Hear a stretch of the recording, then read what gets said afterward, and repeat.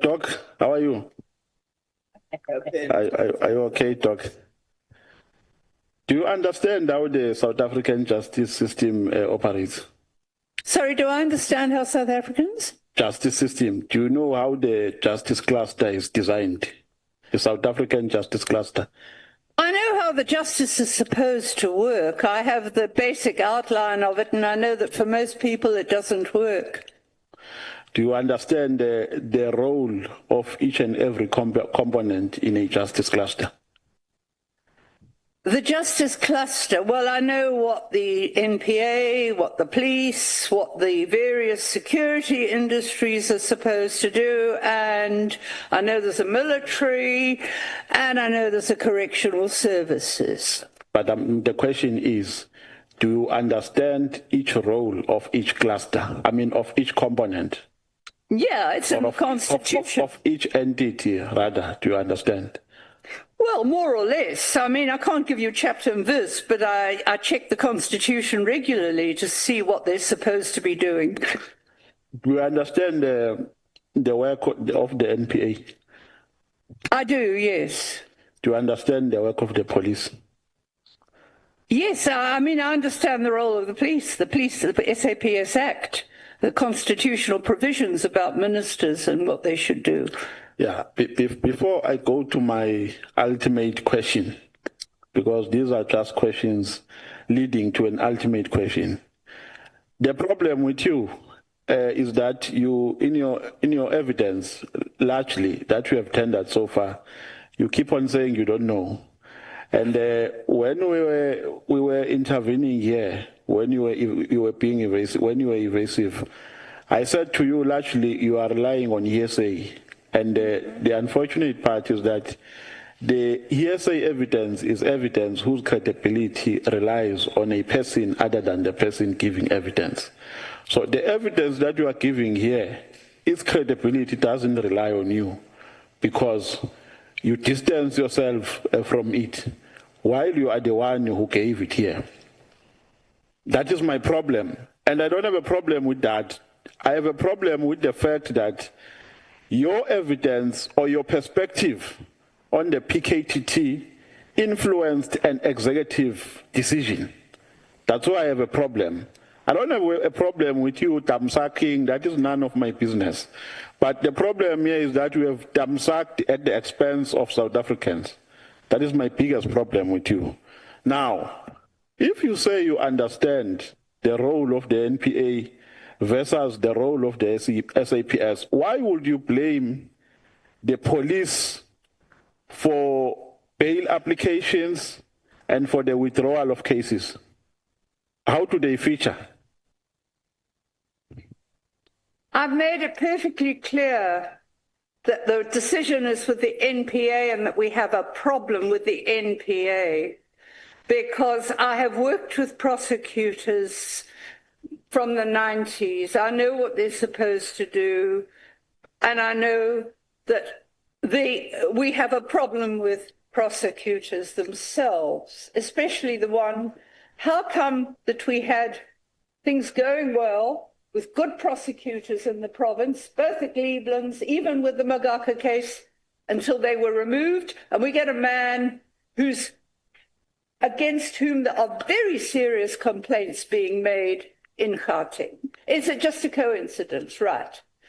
So I've said it informally. We have more of a problem with the NPA than we do with the police because they're supposed to be the people that are saying, go back and get more evidence. We saw this, if I could give a very brief example. And this is something I know so well, day in, day out. When the carnage started in Cleveland's hostel in Durban, it was all about the councillor, and the minute people said you're not delivering, they started killing the people. Yeah, no, Doc, for the sake of my time, I think I have to cut you. Quickly. No, Doc. We're sharing time, remember, here. So you have to do justice to my time as well. That the prosecutors are a problem in many areas. Yeah. Do you know how the PKTT was designed? I know it was designed. It was designed to be headed by the National deputy... No. That's do you know which role players or professionals who were part of the PKTT or entities from the Justice Cluster? They were supposed to be. You see, there's an ideal and there's a real. They were supposed to be interministerial. Supposed to be. But we've never seen a report. No. I mean at a grassroots level. Do you know the components or entities of the Justice Cluster who were part of the PKTT? They were supposed to be the correctional services, the prosecution, intelligence, police, and forgotten the other one now off the top of my head. So that's supposed to be. But they were never part. I've never seen a pronouncement coming from that interministerial team. It was always in the rare pronouncements. I think there were two of them. So if I put it to you that it consisted of the police and the NPA as well, then that would mean you don't know how it was formulated. No, I know that. I've just said it. It was police, justice, interministerials. No, remember you said they were supposed to be, and you further said you were not aware if they were part because an announcement was not made. You remember? That's what you said. And then, no, what happened is it was announced as interministerial with those components. Right. Then after that, the only public announcements, and there were very few, I can remember two, but clearly there was no mention of any reports coming from an interministerial team in the public. In the public? So. In the public? Yeah. So you analyzed it at a face value? When you say in the public, because you don't know if such reports were given in internal meetings. Because there was a reporting mechanism, remember? Internal reporting mechanism that was put in place. So you don't know whether that mechanism or those processes were followed. Well, to tender reports. Should they not have been public? Or your expectation was that maybe a media briefing should be called and they are made available to the public. Is that what you are saying? It was clearly who called the media briefing. Okay. You know, another problem I have here is that I think from page 1 until the last page of your statement, you keep the gist of your concerns around the operation of the PKTT is centered around the alleged victimization of victims. So the conclusion which I draw here is that you were mostly concerned about the victims and not, the accused, is centered around the accused people. Some are in custody, some were not arrested. Some, according to your allegation, were harassed by the police. And you say nothing about the victims and the families who lost their loved ones. On the contrary, I'm very concerned. Mrs. Magaka Senior has been sitting in court for 7 years with no progress. And that was why, and the hitman wanted to confess and tell the story. She just wanted to know why her son was killed. And she's not the only one. Some of those cases have dragged on and on. And why are we not saying, but how many more people? The biggest problem I have in what I do is getting justice for people. It's almost impossible. People have no closure. And we're not talking just a select group of politicians. We're talking South Africans generally. So it's part of the problem, and there is this deliberate delaying tactic.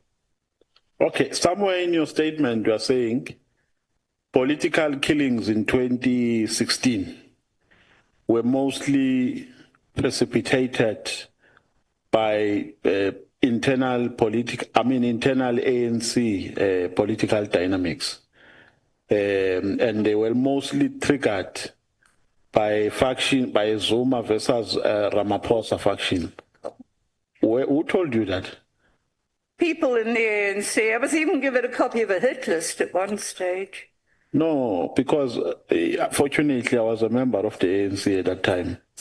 I think in my region, for instance, and my region was one of the hotspot areas in KZN. Which one was that? Irregular region. Oh, yes. Yes. I think we lost about four or five comrades. Yeah. And what you are saying does not feature in the reasons for political killings at that time. It doesn't feature anywhere. There was no Zuma and Ramaphosa faction which led to to these political killings. People were just fighting for power in a regional jurisdiction. So where do you get this from? I've got a problem really, because seemingly here you are giving us unscientific perspectives. And the problem with these perspectives of yours, of yours, is that they influenced an executive decision. And you come here, you tell us, I don't know, and you are thumb-sucking. Thumb-sucking. You never engaged in any scientific process. You were not an ANC member, you were not in the leadership, you never did any inquiry. Oh, I did. In the ANC to establish the reasons for these political killings. I did speak to people in the ANC, and I mean, we picked up a lot about the conflict over what was happening, even in Cleveland's hostel, and in different places. So, I mean, it matters not at all. It's a minor detail about the politics of all this. The deaths are the deaths, whether they're Ramaphosa, whether they're Zuma, whether they're any other supporter. It's not a major thing in the disbandment of the task team.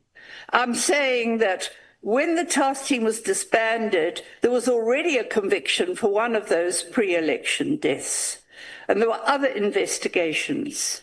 Yeah, but I'm saying to you, Doc, you are wrong to say that the political killings in KZN around 2016 were precipitated by the prevalence of the Zuma and Ramaphosa factions, respectively, in the province. You are wrong. That is unscientific. Well, are you able to be objective if you're a member? I told you, I just gave you a scenario of my region. I told you that in my region, none of what you are saying transpired. In my region, 5 comrades died. It's all known, it's there in the public domain that, for instance, the prominent murder of Cindy Zomakaka was as a result of corruption allegations. Really. So there was no Zuma and Ramaphosa factionalism there. That was after the elections, the death of Magaka. No, but I'm saying, what you are saying is unscientific. Where did it happen? Who belonged to a Zuma faction who was killed? Or who belonged to a Ramaphosa faction who was killed? Joe Dlamini, who was in the Ramaphosa faction, who was the top of the hit list, who got killed. You want to write it down? Who? He was called Joe Dlamini. He was a traffic officer. I think he was Joe Dlamini. It's in that article. He was Joe Dlamini from which region? Pietermaritzburg. Pietermaritzburg. Yeah. From which branch? Oh gosh, as if I can remember that now. He was on the hit list. He was number 1 on the hit list, and there was a conviction. He was number 1 of? On the hit list that was going around at the time before the election. Were the perpetrators arrested? Yes, by the provincial team. Were they sentenced? Yes. Under which charge? Murder. Under murder. Yeah. Were the reasons were they established for that matter? Were reasons established? I haven't looked. Look, I know there was a conviction. I only use that to illustrate the fact that the provincial team was doing convictions. He was murdered. He was a politician. Right. Yeah, but, I'm not. I think we're off the topic here. I'm not saying one other faction is involved. Yeah. What the honourable member wants to ask you is, after the conviction was made, did you get hold of the judgment? No, because it was in progress at the time I wrote. I got that information from sources within the ANC, including one man whose name was, or at least one that was on the hit list. But there are grounds on which the presiding officer arrives at the conclusion, at the conviction. I know. That is what he wants to know. Yeah. No, it didn't concern me afterwards. I was only looking at who got convicted and who didn't want. And I agree with you, because it's exactly what happened in the Ntuli case that they boast about. Yeah, let's allow the honourable member to proceed with his line of question. Yeah, you are also saying, Doc, in your statement that the establishment of the PKTT was unnecessary. And that is your reason. I'm quoting you verbatim. In that it was led by General Mkhwanazi, General Khumalo, and Captain, I think it's flying from the NIU. So is that your only reason? Is that the only reason that you rely on to suggest that the PKTT was unnecessary? Because the expectation, as I was reading your statement, was that you will go further to explain why you say it was unnecessary. You have just limited it on who was leading it, and it ends there. No, it's one of the reasons. I mean, to start with, I've never heard of an investigative team that hasn't got a senior detective leading it. I mean, it's just one of the reasons. Okay. So you and my observation based on your statement is that you never agreed with its establishment from the inception, correct? No. At the inception, I had an open mind. It was a couple of years later when I saw very little. No. But why are you saying? Because you are saying in your statement, the provincial team that was there before the PKTT. Yes. Was more efficient and effective. That's what you are saying in your statement. Yes. So that means if your belief is that it was more efficient and effective, then there was no need for the establishment of this one. And you even say the arrest of Sindiso Makaka was made by a detective of the provincial team, not the PKTT. The PKTT hubotized it because cases were later withdrawn. That's what you are saying in your statement. So that is why I'm saying to you, you never agreed with its establishment from inception. Oh, I need to explain. I didn't understand why. Can you speak through your mic? Yes, no, because I didn't. No. Your mic. Yeah, not sorry. Yes, no. Your mic, yeah. I didn't understand why it should be established, but we had all this going on about, well, the Morani Commission said it should be. I thought, well, let's see what it does. And then I couldn't actually find out much about it, what it does. And 2 years later, it didn't seem to have done much at all. You are also saying that some accused people did not get legal representations. And you attribute that demise to the PKTT. No. I'm not saying it's because of the PKTT. It's much wider than that. People are being let down. The PKTT victims, like the let's use the hitman because it's such a Nglegwa. I mean, they're getting legal advice, but not. The lawyers are often, the legal aid offers are often inexperienced, and the prosecution is quite intimidating, and various people independently have given information about bribery being fairly common. So I don't know who is getting bribed and who isn't. But no, but do you know that because you have made that criticism under your criticism or within the criticism of the PKTT, the issue of legal representation.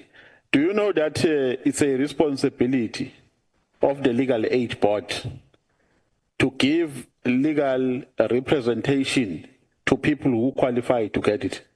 I know that. So the police enter nowhere in that space. If people who deserve to get free legal representation through legal aid don't get it, then a blame can be attributed to the legal aid, not to the PKTT. I didn't blame the PKTT for it. These victims are like other victims. You know, if I say to them, but did you ask your lawyer to do this? I asked him and he didn't do it. Or what is your lawyer? Well, the lawyer doesn't listen to me. Now, these are, you know, this is a comment generally I'm talking about. And because of the PKTT having this prosecutor that is widely accused of bringing cases that are fabricated, if that's the case, then people suffer even more if they haven't got a very smart lawyer. I mean, in the case of Dlamini, his co-accused, I kept saying to him, but look, if you think this magistrate is partisan, you can actually apply, you know, if you can give evidence if you can talk about that, you can apply for a change of magistrate. He said, I asked my lawyer to do it, and he didn't do it. Then along comes an advocate for the co-accused, and he's quite sharp. And when the judgment finally happens, he checks the judgment, and he finds that it's fabricated evidence of the judgment, non-existent case law. So when he goes back to court... Yeah, no. I think, so what I'm saying is he had a good lawyer that picked it up. Okay. Now my last question. You are saying, the PKTT is grossly irregular. What do you mean? And based on which law are you saying it's grossly irregular? Okay.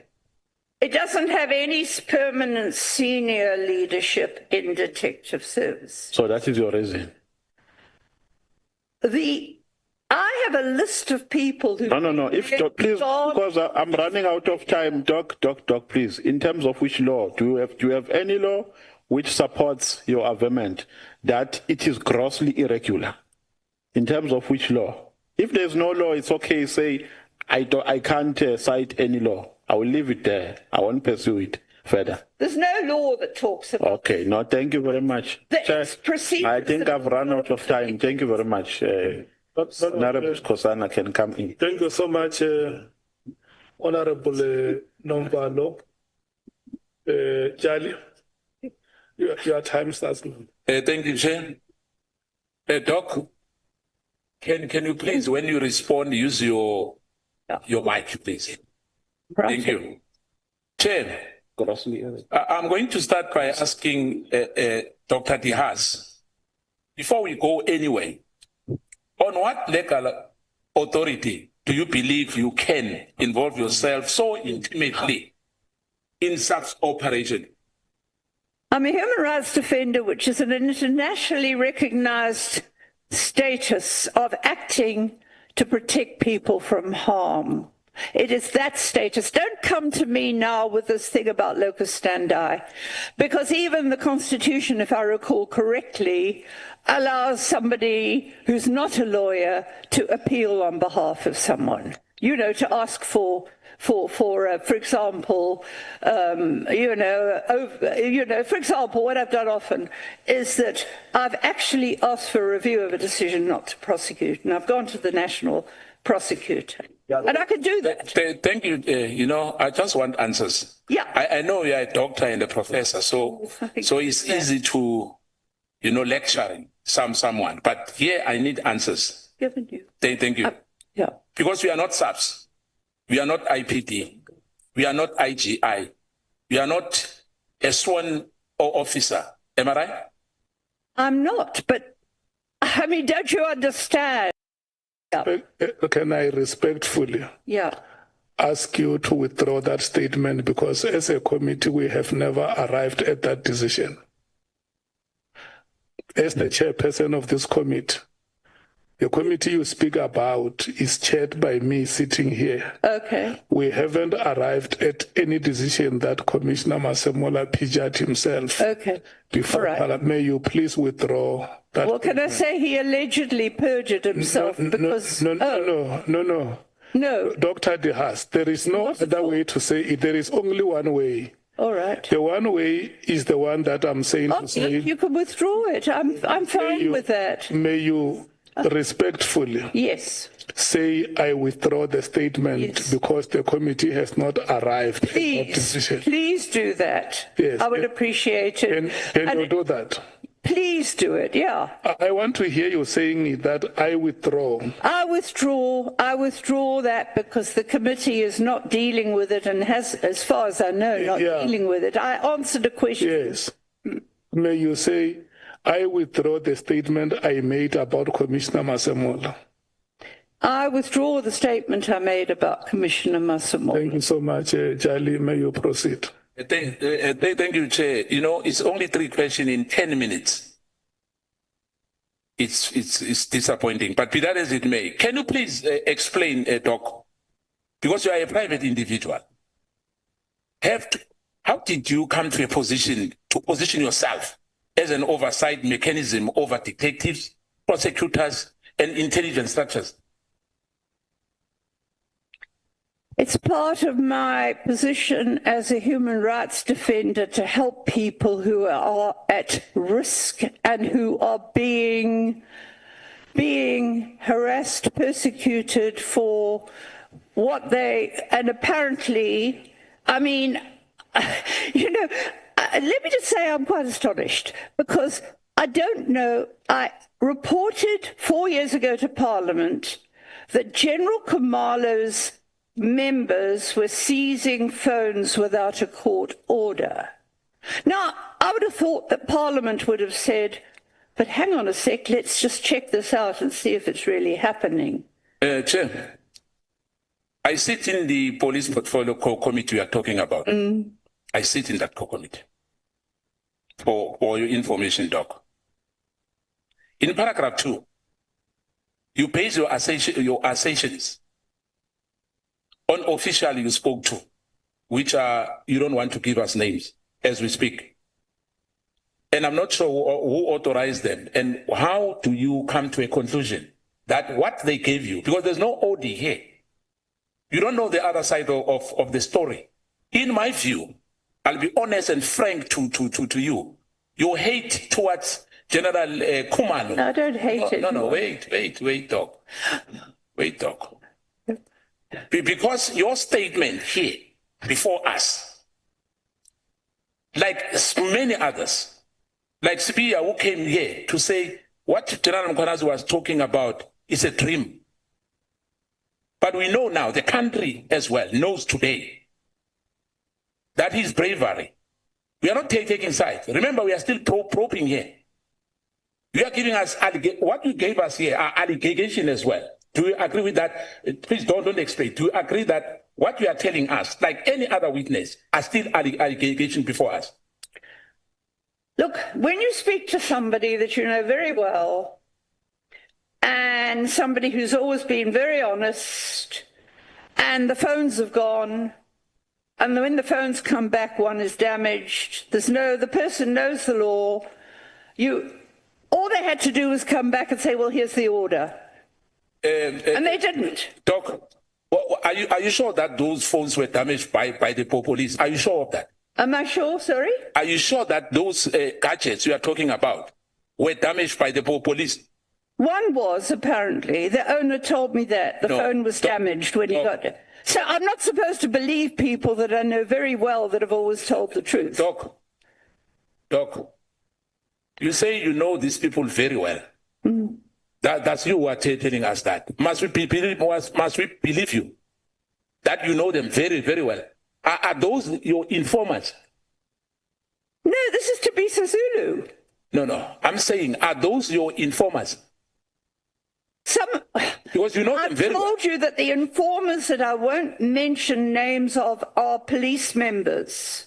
So why should this committee rely on hearsay obtained throughout irregular means?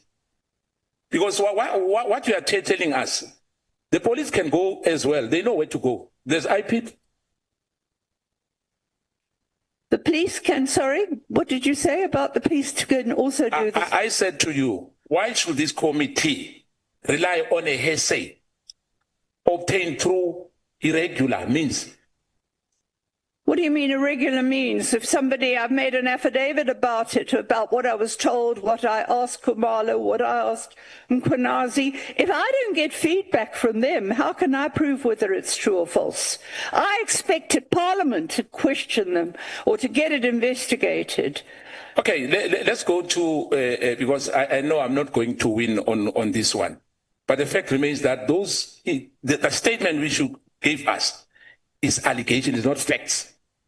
Until we finish this probe. Now I'm going to go to your political narratives vis-a-vis evidence.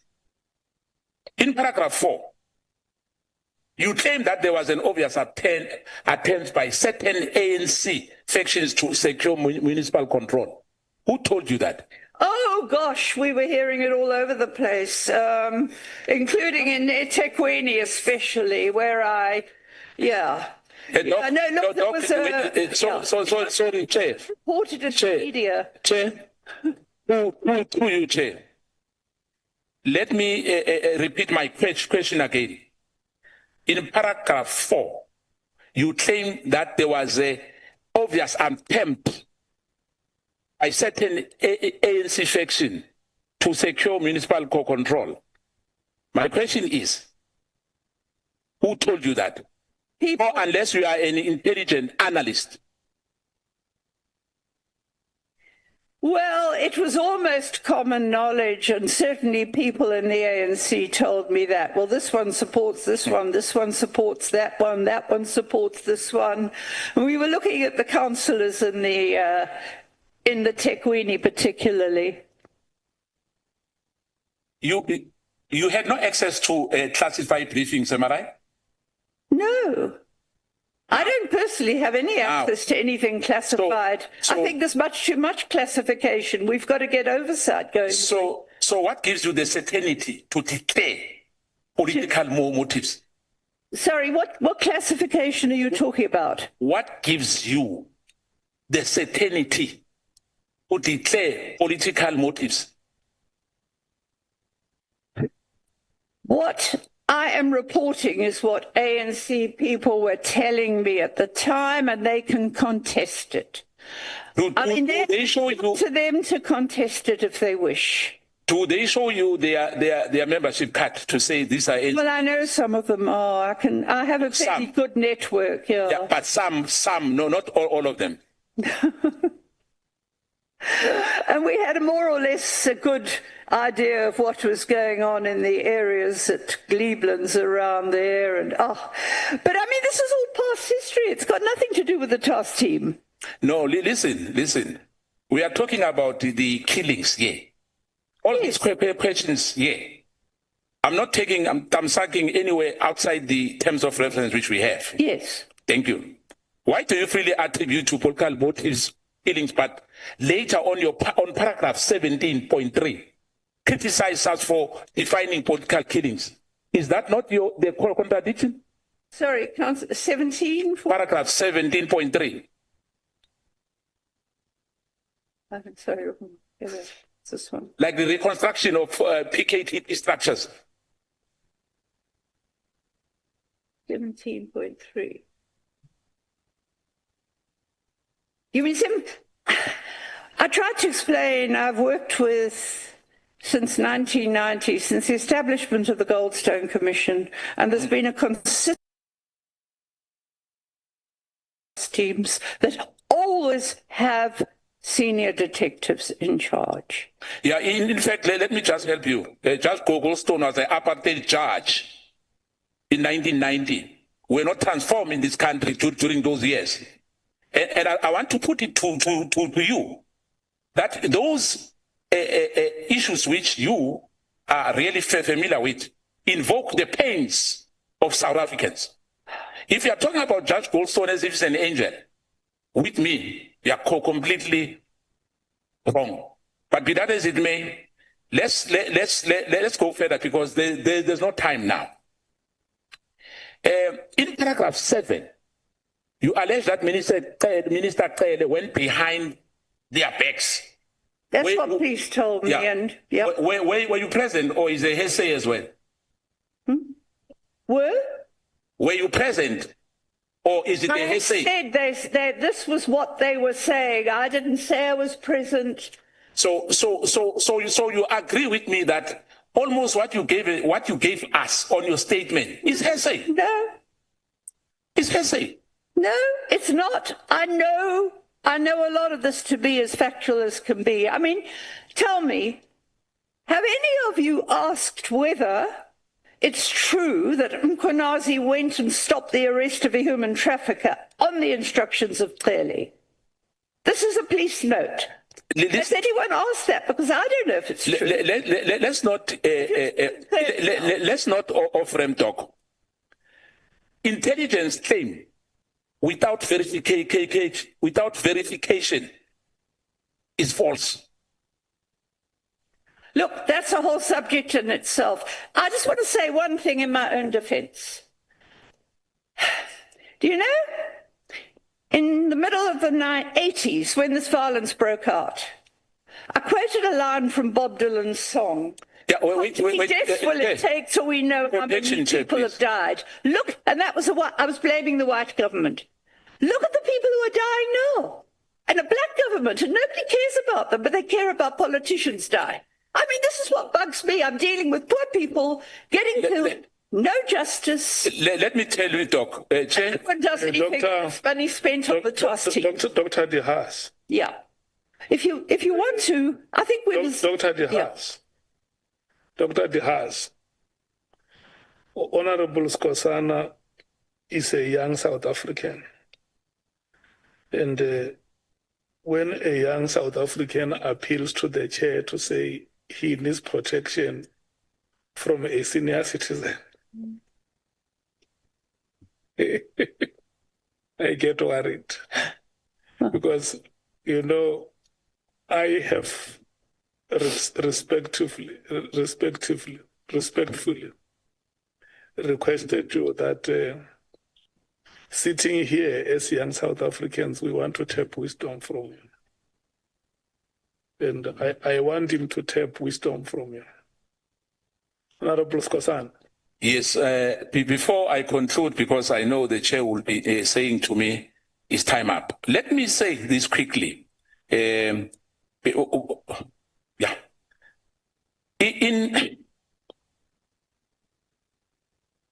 In paragraph 30 to 32, you present extremely a serious intelligence allegation. You then admit, in your own way, I have no way of confirming any of these allegations. If you cannot confirm them yourself, why are you presenting them as evidence to Parliament? No. Did you at any point verify these claims with intelligence, with the Inspector General of Intelligence? And what statutory authority do you have to receive crime intelligence information? Your contradiction about sense of Mkhunu leaves much to be desired. Can you respond on that before I give you my last question? All I can say is I wanted to make it clear I was asked what I knew about intelligence. I gave a very general report about what I had heard, not specifics, allegations, and I said I have no way of knowing whether these allegations are true. I would not have even included that had I not been asked to do it. In fact, you said in your own way that you expected Minister Mkhunu to do nothing.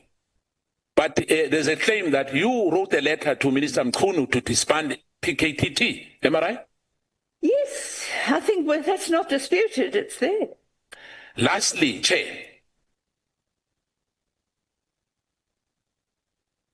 Dr. De Haas, much of your affidavit is, if you will remember, I just want you to remember, and when you respond on me, please be factual, because and confirm whether what I'm going to put to you Is it in your own word? Or am I right? Hearsay. Chair, I want to make it clear. No, wait, talk. The statement which were given to us is hearsay, unverified allegations, opinions, narratives from accused persons, leaked intelligence, and reconstruction based on anonymous sources. Why should this committee treat any of this so-called reliable evidence put before us? Can I explain that most of it is not hearsay to me? It's what lawyers, what victims, what community members have told me. I don't know about, I raised intelligence because I was asked to and because I wanted to motivate this committee, or not this parliament, to rush that civilian control of intelligence through. Remember, Cindy Mkhwanazi's report saying it's urgent because of the creeping culture of secrecy. That's why I put that there. Let me say this to you, Doc. You spoke about the 1980s. The national commissioner, then he was working for the special branch. Wait, no, I haven't finished. I don't know what hence I don't know what you're going to answer, because I'm still telling you that some of us, he tortured us in the 80s. Now, sure. I want to put it to you, Doc, that your statements as well, as I said when we started, some of the journalists, not all of them, I gave names times ago. You know, Karen Morgan, Anden Passon. You know them. You know, you operate like them. Well, Marian Tam and others. You know, you sensationalize this. And unfortunately, Minister Senzo Mkhunu as well listen to you. But you can't direct Parliament to do what you want. We need facts here. No, not Tam side. We don't need essays here. Yeah. But anyway, thank you, Doc, and thank you, Chair, for your time. Honorable Skosana, thank you so much. Honorable Nomvalo, your hand was up. Yes, it was up for a follow-up question, Chair. I just wanted to ask from Dr. Meridias. Doc, do you know what hearsay is? Very well. Because you seem to have a particular understanding of what it means. I've tried to explain. And please don't be too long. To me, and gives me very detailed evidence. It's not hearsay. It's direct. No. Wait, Mary. To you, it's hearsay. Doc, when we say hearsay, we mean to us, because we are presenting what you know to us. You are not presenting to yourself. I said to you, I gave you a legal definition of what hearsay evidence is. That hearsay is an information whose credibility relies on the other person, other than the person who is giving that information. So here, you are giving an information, and the credibility of the information you are giving doesn't rely on you, because you are saying, I was told. So it means it relies on the person who told you. That is why we are saying it's hearsay. Had those people who told you, who are invisible to us, written statements, had they wrote statement under oath for you to attach them to your statements, we will be speaking a different language. So it's people of Mkosi who told you Mkosi, and you come and present it here as facts. That is what we are saying. So the credibility of what you are telling us does not rely on you. It relies on the people who told you. And it's hearsay to us. Do you agree with that? I agree, and this is why I have been writing to Parliament and asked them to hold people to account. If there's an allegation that people are seizing phones without a court order, have you brought them in? Have you got a copy of the order? That's the only way you'll ever verify it. Yeah, no. I just wanted us to have a common understanding on the meaning of hearsay. She confirmed. Then we leave it there. So you agree with me? She confirmed, Honorable Nomvalo. Thank you. Can I check this with you? Did I hear you call him Mary? No, I later changed. I said. Did I hear you? I later changed. I said, doc. Yeah, just say to her that because sometimes in the conversation we have to throw word after word. I unfortunately called you Mary when I was not supposed to have done so. But I corrected it, and she did not raise any discomfort. I corrected it immediately. I realized that I made a mistake. I heard it from where I'm sitting. That is why. And it was corrected. It means the only part you missed is a correction, because I corrected. No, because I know you to always be a person of good intentions. Exactly. That is why she must not live here with a wrong impression about you. No, but it was corrected, Doc. Thank you so much. Yeah, it was corrected. Chief Whip. Yeah, no, thanks, Chair. Good afternoon, Dr. De Haas. I just want to make a follow-up on the flowing from what we have just agreed. I take it that you are conceding to the explanation of the meaning of hearsays as provided for by Honorable Nomvalo. Can I ascertain if you are agreeing with his explanation? Well, technically, perhaps, but I mean, can I explain? If I get somebody telling me something and I can verify it from somebody else, as with some of what's in these letters, I am leaving it to somebody else to interrogate it further. That's why I report to the police. That's why I report to Parliament. I'm asking them to take what I'm giving them to verify it. Okay. So therefore, in that context, should we therefore conclude that all your unverified allegations are not the basis upon which we can depend on as we prepare our report as a committee? May I ask if you have asked General Mkhwanazi and General Khumalo for verification of everything they've said? Okay, I will answer your question, but please answer mine first, because I asked her first. Look, I am reporting what I believe is true from different sources about the political killings team. That's not an answer to If you say it's hearsay, well, that's your opinion. To me, it's not. To me, it's empirical, factual information. Okay, let me explain. I thought we are logical people. And so, because we are logical people who are following a particular rationality in our conversation, that is why I said it therefore flows from what Honorable Nomvalo has said, that therefore it would be rational for us as a committee of parliament to treat your evidence before us to a larger extent as he has said, because it's until there's a verification about it. Well, as long as you treat everybody else's evidence in the same way, I wouldn't have a problem. So if... Yeah, no, I hear you. Dr. De Haas, I'm listening to your responses to Honorable Nomvalo and Honorable Ntuli. And you are saying these matters came to my attention. That's what you are saying. Yes.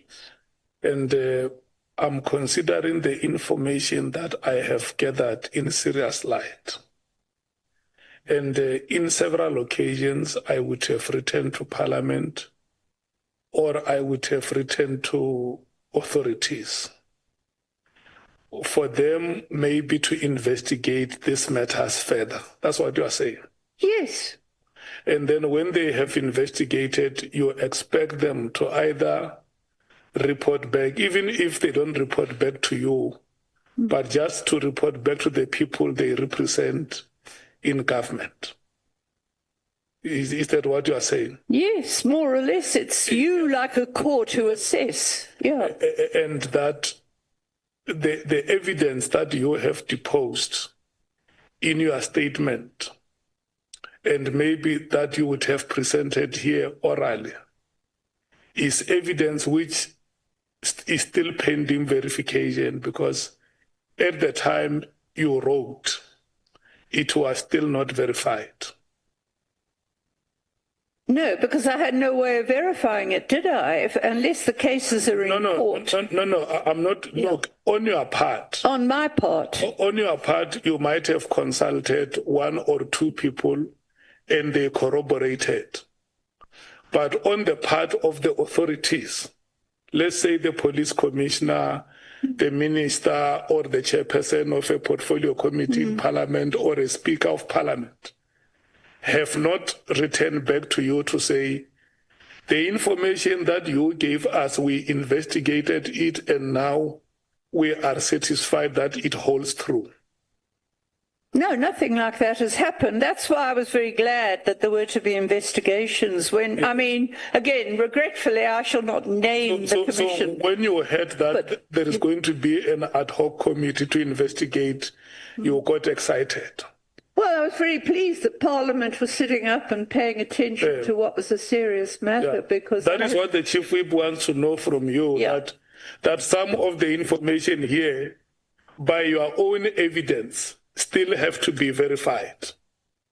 Well, of course, I mean, until cases, the verification in criminal matters is done by a court to the best of its ability, and then it gets contested. I mean, there was one case the task team got convictions for. It had to go all the way to the Concourt before Concourt threw it out because of procedural irregularity. So it's a long process verifying, isn't it?